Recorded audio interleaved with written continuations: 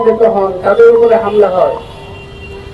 নারী তার অধিকারের জন্য কথা বলে, তার বিরুদ্ধে একের পর এক কুৎসা, অপমান, হামলা হতে থাকে। সামাজিক ভাবে একদিকে আমরা দেখতে পাচ্ছি যে সরাসরি বল প্রয়োগ করার কিছু শক্তি তৈরি হয়েছে, আবার দেখতে পাচ্ছি যে এক ধরনের সামাজিক শক্তি যারা প্রচারের মাধ্যমে, মিথ্যা তথ্যের মাধ্যমে, কুৎসার মাধ্যমে, ইতিহাস বিকৃতির মাধ্যমে নিজেদের একটা ফ্যাসিবাদী শক্তি সংগঠিত করার চেষ্টা করছে। এবং এখানে সরকারের ভূমিকা কি, সেটাই হচ্ছে সমস্যা।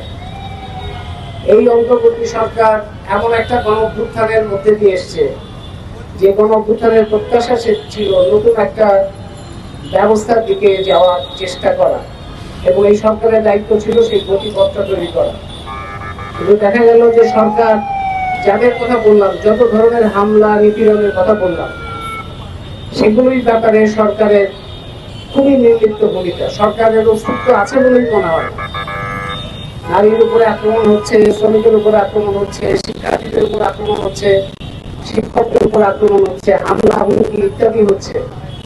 সেখানে সরকারের কোনো অস্তিত্বই নেই। কোনো কোনো ক্ষেত্রে সরকারের বাহিনী আক্রমণ করছে এবং বিভিন্নভাবে সমাজের মধ্যে আবার পুরনো যে সমস্ত বিভাজনগুলোর ভিত্তিতে এখানে স্বৈরতন্ত্রী ব্যবস্থা কায়েম হয়েছিল, সেই সব ব্যবস্থা আনা হয়েছে। এবং এর মধ্যেই আজহারুল ইসলাম সম্পর্কে রায়টার কথা আমরা শুনলাম। আজহারুল ইসলামের পরিচয় আপনারা জানেন। প্রথমে যারা কথা বলেছেন তারা জানিয়েছেন এবং আপনারা পত্র পত্রিকাতেও দেখেছেন।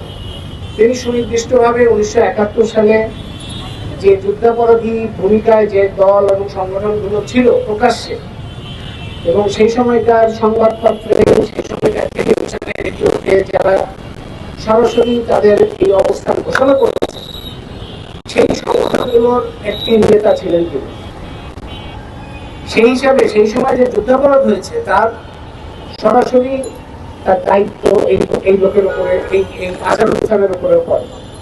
তো তার বিরুদ্ধে মামলা হয়েছে। এবং আপনারা জানেন যে বাংলাদেশের স্বাধীনতার পর এত বছর পরে এই প্রশ্নটা তো সবার মধ্যে আছে যে 54 বছর পরে আবার কেন যুদ্ধাপরাধী ইস্যুটা আসে, জামাতে ইসলামী কেন